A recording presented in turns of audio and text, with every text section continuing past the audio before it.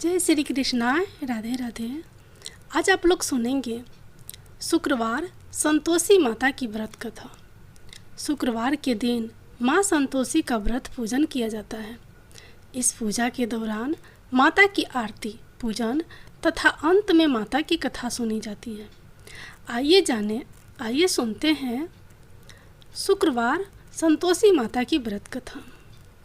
एक बुढ़िया थी, उसके 7 बेटे थे। 6 बेटे कमाने वाले थे, जबकि एक बेटा निकम्मा था।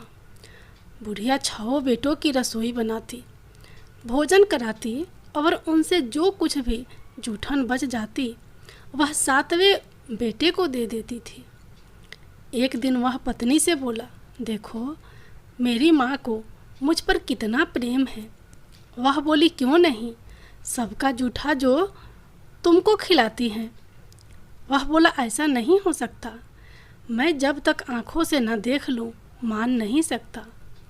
बहू हंस कर बोली, देख लोगे तब तो मानोगे। कुछ दिन बाद त्यौहार आया। घर में 7 प्रकार के भोजन और चूरमे के लड्डू बने। वह जांचने को सिर दुखने का बहाना कर पतला वस्त्र सिर पर ओढ़े रसोई घर में सो गया। वह कपड़े में से सब देखता रहा। 6 भाई भोजन करने आए।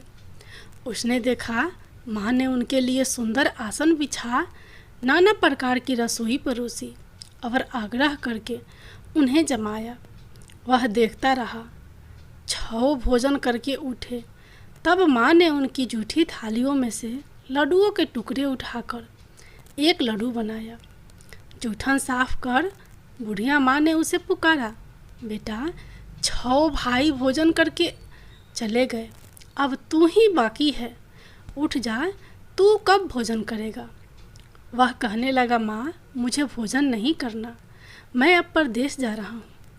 माँ ने कहा, कल जाता हो तो आज चला जा। वह बोला, हाँ आज ही जा रहा हूँ। यह कहकर वह घर से निकल गया। चलते समय पत्नी की याद आ गई।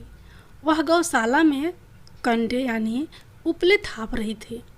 वहाँ जाकर बोला, हम जावें परदेश, आवेंगे कुछ काल, तुम रहियो संतोष से धर्म अपनो पाल।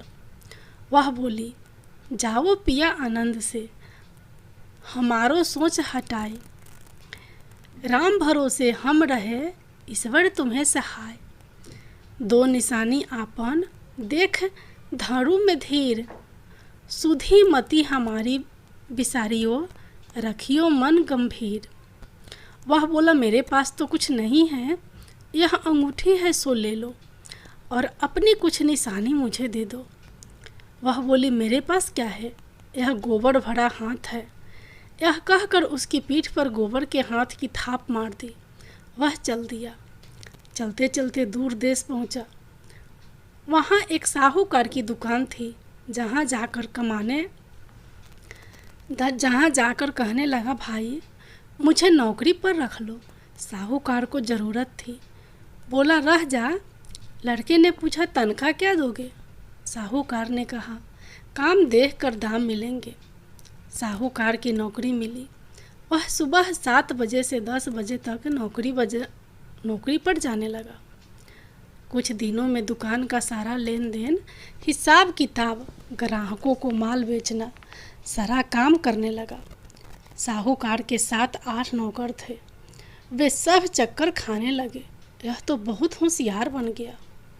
सेठ ने भी काम देखा और 3 महीने में ही उसे आधे मुनाफे का हिस्सेदार बना लिया। वह कुछ वर्ष में ही नामी सेठ बन गया और मालिक सारा कारोबार उस पर छोड़कर चला गया। पति की अनुपस्थिति में सास का अत्याचार बढ़ने लगा। इधर उसकी पत्नी को सास ससुर दुख देने लगे। सारी गृहस्थी का काम करा के उसे लकड़ी लेने जंगल में भेजते। इस बीच घर के आटे से जो भूसी निकलती, उसकी रोटी बनाकर रख दी जाती और फूटे नारियल की नरेली में पानी। एक दिन वह लकड़ी लेने जा रही थी कि रास्ते में बहुत सी स्त्रियां संतोषी माता का व्रत करती दिखाई दी। वह वहाँ खड़ी होकर कथा सुनने लगी और पूछा, बहनों, तुम किस देवता का व्रत करती हो और उसके करने से क्या फल मिलता है? यदि तुम इस व्रत का विधान मुझे समझा कर कहोगे तो मैं तुम्हारा बड़ा एहसान मानूंगी। तब उनमें से एक स्त्री बोली, सुनो बहन, यह संतोषी माता का व्रत है। इसके करने से निर्धनता दरिद्रता का नाश होता है और जो कुछ मन में कामना हो सब संतोषी माता की कृपा से पूरी होती है। तब उसने उससे व्रत की विधि पूछी। वह भक्तिन स्त्री बोली, 1.25 आने का गुड़ चना लेना, इच्छा हो तो 5.25 आने का लेना या 1.25 रुपये का भी, या सहूलियत के अनुसार लाना। बिना परेशानी और श्रद्धा व प्रेम से जितना भी बने पड़े सवैया लेना। प्रत्येक शुक्रवार का निराहार रहकर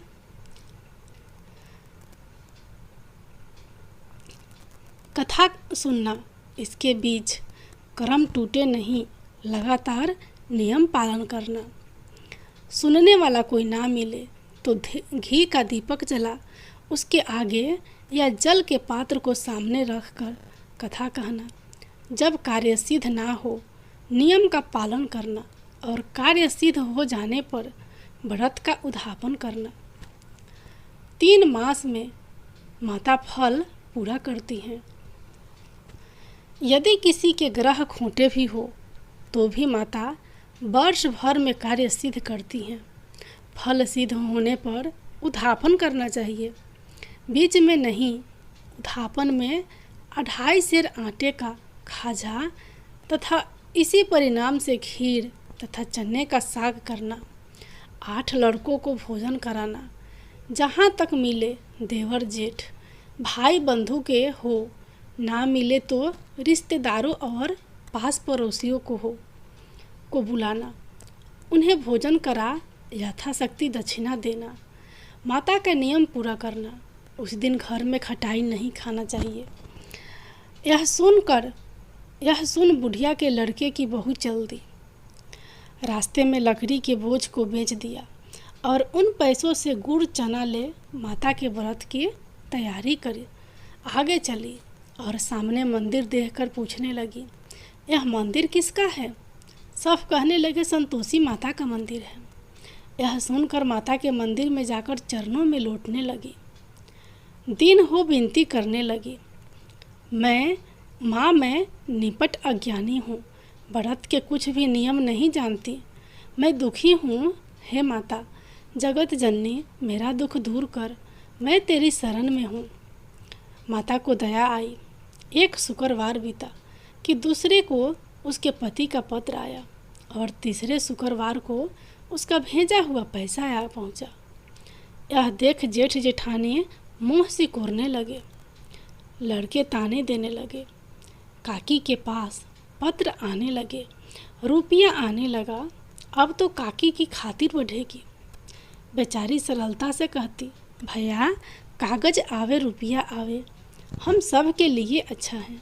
ऐसा कहकर आंखों में आंसू भरकर संतोषी माता के मंदिर में आ मातेश्वरी के चरणों में गिरकर रोने लगी। माँ, मैंने तुमसे पैसा कब मांगा है? मुझे पैसे से क्या काम है? मुझे तो अपने सुहाग से काम है। मैं तो अपने स्वामी के दर्शन मांगती हूँ। तब माता ने प्रसन्न होकर कहा, जा बेटी, तेरा स्वामी आएगा। यह सुनकर खुशी से बावली होकर घर में जा काम करने लगी। अब संतोषी माँ विचार करने लगी, इस भोली पुत्री को मैंने कह तो दिया कि तेरा पति आएगा, लेकिन कैसे आएगा? वह तो इसे सपने में भी याद नहीं करता।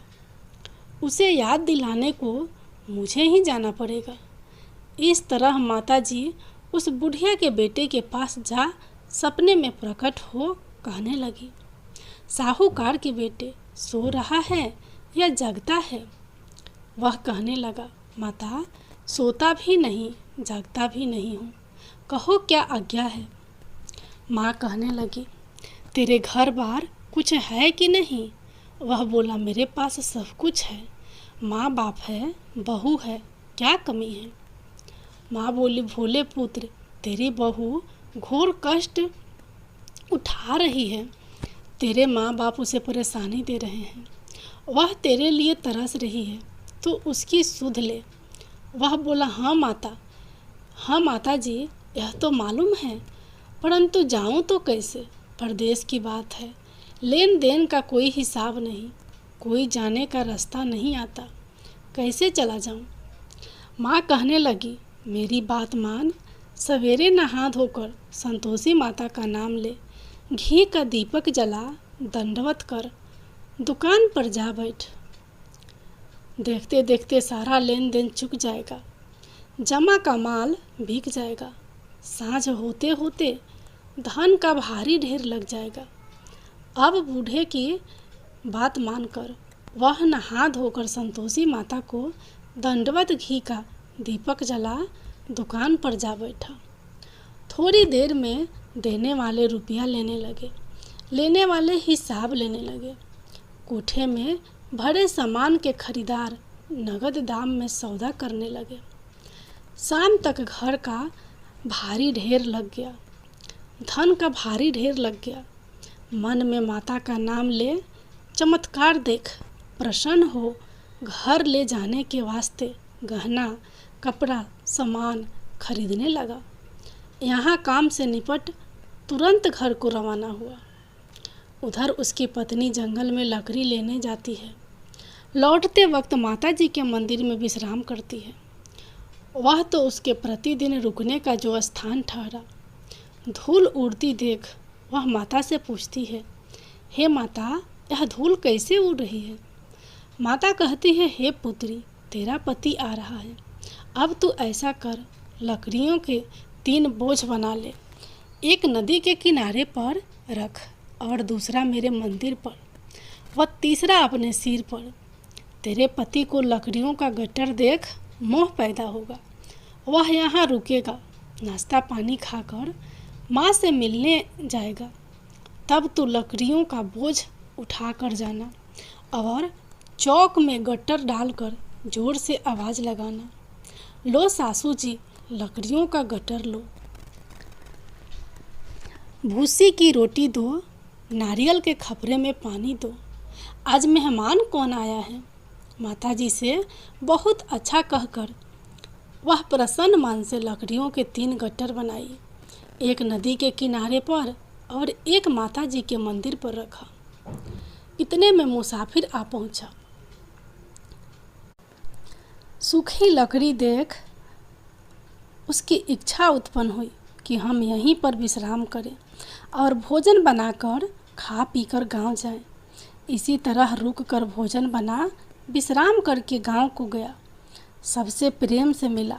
उसी समय सिर पर लकड़ी का गट्टर लिए वह उतावली सी आती है।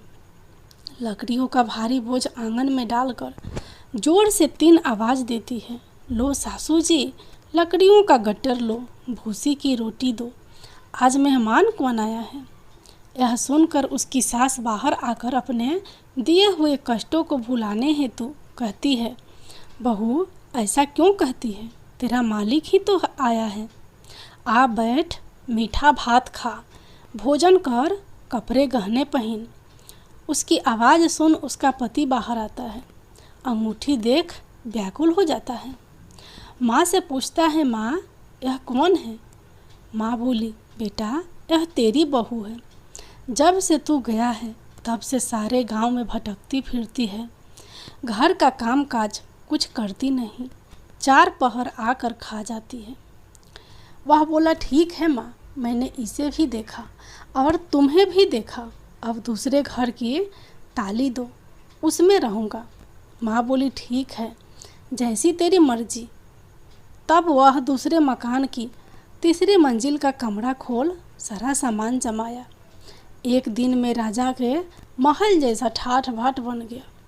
अब क्या था, बहू सुख भोगने लगी। इतने में शुक्रवार आया। शुक्रवार के उद्यापन में हुई भूल। बहू ने खटाई का इस्तेमाल कर लिया। उसने पति से कहा, मुझे संतोषी माता के व्रत का उद्यापन करना है। पति बोला, खुशी से कर लो। वह उद्यापन की तैयारी करने लगी। जिठानी के लड़कों को भोजन के लिए कहने गई। उन्होंने मंजूर किया, परंतु पीछे से जिठानी ने अपने बच्चों को सिखाया, देखो भोजन के समय खटाई मांगना, जिससे उसका उद्यापन पूरा ना हो सके। लड़के जिमने आए, खीर खाना पेट भर खाया, परंतु बाद में खाते ही कहने लगे, हमें खटाई दो, खीर खाना हमको नहीं भाता, देखकर अरुचि होती है। वह कहने लगी, भाई खटाई किसी को नहीं दी जाएगी, यह तो संतोषी माता का प्रसाद है। लड़के उठ खड़े हुए, बोले, पैसा लाओ। भोली बहू कुछ जानती नहीं थी, उन्हें पैसे दे दिए। लड़के उसी समय हट करके इमली खटाई ले खाने लगे। यह देखकर बहू पर माताजी ने कोप किया। राजा के दूत उसके पति को पकड़ ले गए। जेठ जेठानी मन माने वचन कहने लगे, लूट लूट कर धन इकट्ठा कर लाया है, अब सब मालूम पड़ जाएगा, जब जेल की मार खाएगा। बहू से यह सहन नहीं हुए। रोती हुई माता जी के मंदिर गई। कहने लगी, हे माता, तुमने क्या किया? हंसाकर अब भक्तों को रुलाने लगी। माता बोली, बेटी तूने उद्यापन करके मेरा व्रत भंग किया है। वह कहने लगी, माता जी, मैंने कुछ अपराध किया है, मैंने तो भूल से लड़कों को पैसे दे दिए थे, मुझे क्षमा करो, मैं फिर तुम्हारा उद्यापन करूँगी। माँ बोली, अब भूल मत करना। वह कहती है, अब भूल नहीं होगी, अब बतलाओ वे कैसे आएंगे? माँ बोली, जा पुत्री, तेरा पति तुझे रास्ते में आता मिलेगा। वह निकली, राह में पति आता मिला। वह पूछने लगी, कहाँ गए थे आप? वह कहने लगा, इतना धन जो कमाया है उसका टैक्स राजा ने मांगा था, वह भरने गया था। वह प्रसन्न हो बोली, भला हुआ, अब घर को चलो। कुछ दिन बाद फिर शुक्रवार आया। वह बोली, मुझे फिर माता का उद्यापन करना है। पति ने कहा, करो। बहू फिर जेठ के लड़कों को भोजन को कहने गई। जेठानी ने एक दो बातें सुनाई और सब लड़कों को सिखाने लगी, तुम सब लोग पहले ही खटाई मांगना। लड़के भोजन से पहले कहने लगे, हमें खीर नहीं खानी, हमारा जी बिगड़ता है, कुछ खटाई खाने को दे दो। वह बोली, खटाई किसी को नहीं मिलेगी, आना हो तो आओ। वह ब्राह्मण के लड़के लाकर भोजन कराने लगी। यथाशक्ति दक्षिणा की जगह एक एक फल उन्हें दिया। संतोषी माता प्रसन्न हुई। माता की कृपा होते ही 9वें मास में उसके चंद्रमा के समान सुंदर पुत्र प्राप्त हुआ। पुत्र को पाकर प्रतिदिन माता जी के मंदिर को जाने लगी। माँ ने सोचा, यह रोज आती है, आज क्यों न इसके घर चलूं। यह विचार कर माता ने भयानक रूप बनाया। गुड़ चने से सना मुख, ऊपर सूंड के समान होठ, उस पर मक्खियाँ भिन भिन कर रही थी। देहली पर पैर रखते ही उसकी सास चिल्लाई, देखो रे, कोई चुड़ैल डाकिन चली आ रही है, लड़कों इसे भगाओ, नहीं तो किसी को खा जाएगी। लड़के भगाने लगे, चिल्लाकर खिड़की बंद करने लगे। बहू रोशनदान में से देख रही थी। प्रसन्नता से पगली बन चिल्लाने लगी, आज मेरी माता जी मेरे घर आई हैं। वह बच्चे को दूध पीने से हटाती है। इतने में सास का क्रोध फट पड़ा। वह बोली, क्या उतावली हुई है? बच्चे को पटक दिया। इतने में माँ के प्रताप से लड़के ही लड़के नजर आने लगे। वह बोली, माँ, मैं जिसका व्रत करती हूँ यह संतोषी माता है। सबने माता जी के चरण पकड़ लिए और विनती कर कहने लगे, हे माता, हम मूर्ख हैं, अज्ञानी हैं, तुम्हारे व्रत की विधि हम नहीं जानते। व्रत भंग कर हमने बड़ा अपराध किया है। जग माता, आप हमारा अपराध क्षमा करो। इस प्रकार माता प्रसन्न हुई। बहू को प्रसन्न हो जैसा फल दिया वैसा माता सबको देना। जो पढ़े उसका मनोरथ पूर्ण हो, जो सुने उसका भी मनोरथ पूर्ण हो। बोलो संतोषी माता की जय हो।